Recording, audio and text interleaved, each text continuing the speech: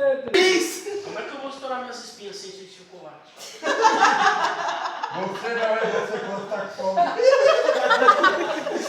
Uma barra de chocolate que mata só. Quer estourar a espinha, quer? Esses caras... Esse chocolate eu não deixei na flor da pele, cara.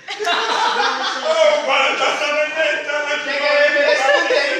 Ô, chefe, Olha lá, ó. o ventilador um pouquinho pra mim, por O favor. maior desespero foi tanto que falou que o retango tem até 5. Muito ruim! O Mário tá chorando. Bem ruim! Gente, todo mundo... Vai, você Vamos lá!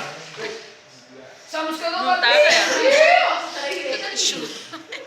Vamos lá. Eu sou, viu, filho? Minha meia carinha. E popá. Ah, de novo, fevereiro, março. Pá, ganhou! Ele falou aí. Ela ganhou. Eu ganhei. De novo vai falar do calendário, meu? Vamos lá? Vai.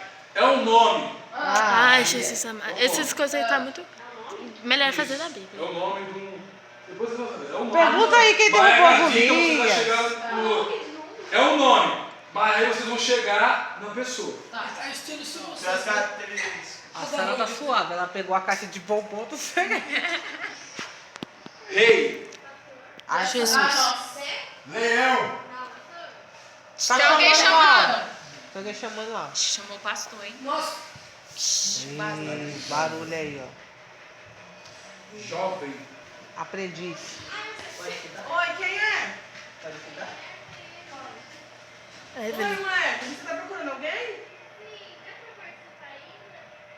Ah. É a vizinha da frente, né? Ah, dá. Vizinha da frente. Presta a chave, ela. Ei, que um. mais uma!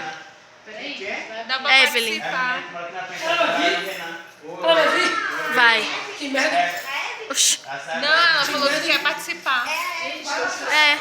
Quem é? Eu sei. Rei Davi. Rei Davi. Ó, Ai, quero com o Rei Davi. escreve o nome dela já pra colocar aí na brincadeira. Onde ninguém chama. Desce, imagina. Pá. Escreve no Nossa, alegria!